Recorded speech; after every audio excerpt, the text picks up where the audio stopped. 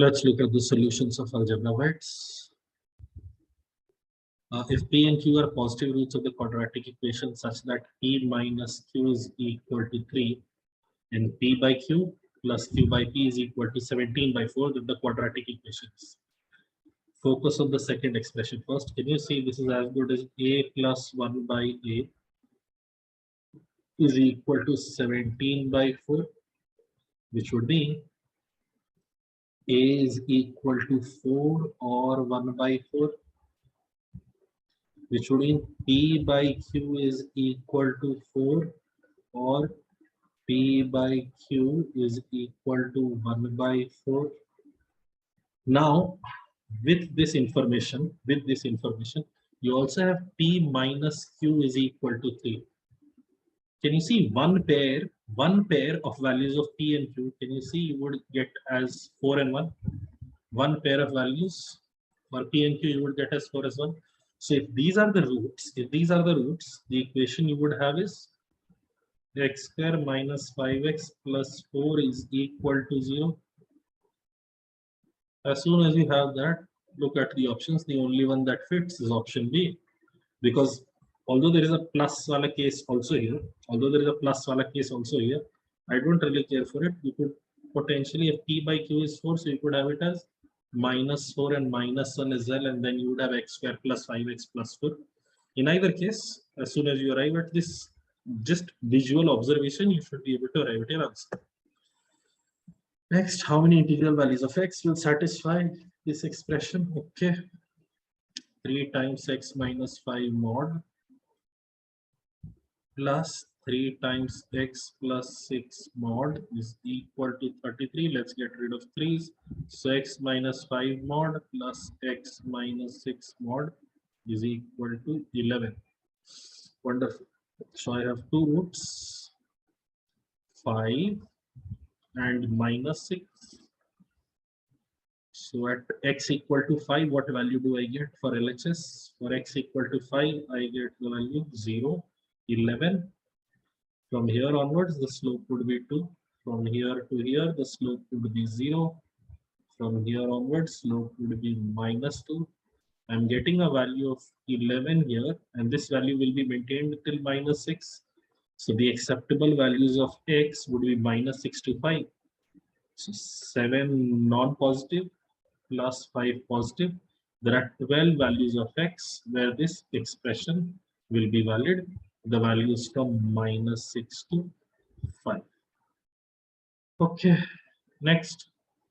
If 90 into 3q is equal to 243 raised to the power 4, then what is the least value of 20 minus p into q? Okay, I get 3 raised to the power 2p plus q is equal to 3 raised to the power 20. Okay, 2p plus q is equal to 20. Finally, our objective is to minimize this expression. So our objective is to maximize p into q. If I have to maximize p into q, either it would be at the extreme ends or as close as possible. At the extreme end, p10 or q20, p0, that is the extreme end. The closest possible would be when they are both equal. So 2p is equal to q is equal to 20 by 2. So p equal to 5 and q equal to 10. This would be the best case. So we would have 20 minus 5 into 10, or we would have minus 30, option D. Next, what is the highest power of p that divides this expression? Now there is this wonderful, if you want to see it, a cube minus b cube minus c cube minus d cube, where a is equal to b plus c plus d.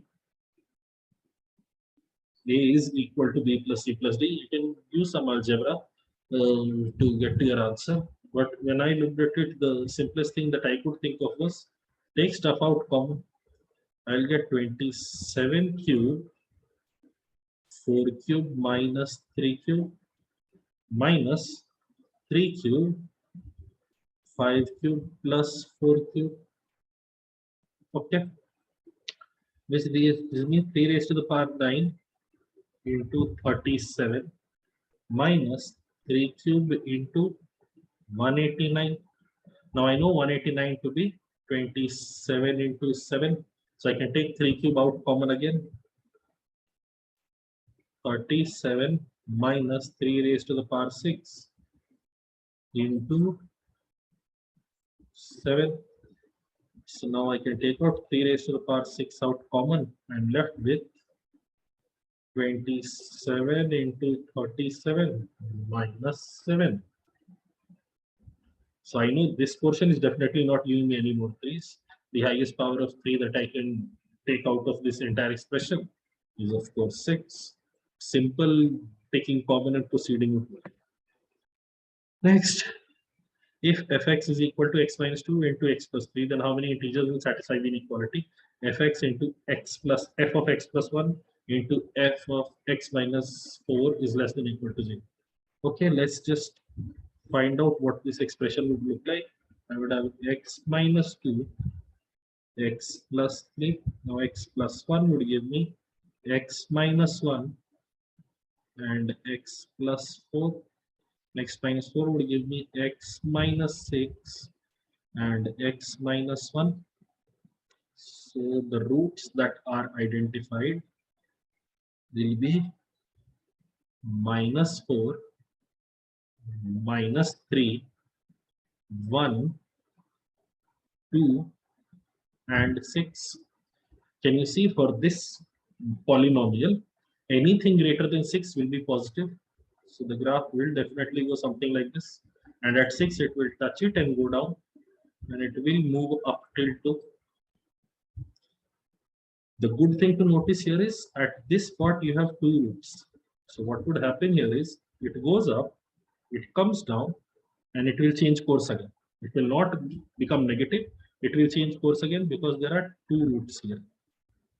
Then it will go up, then it will go down, and then it will go up again.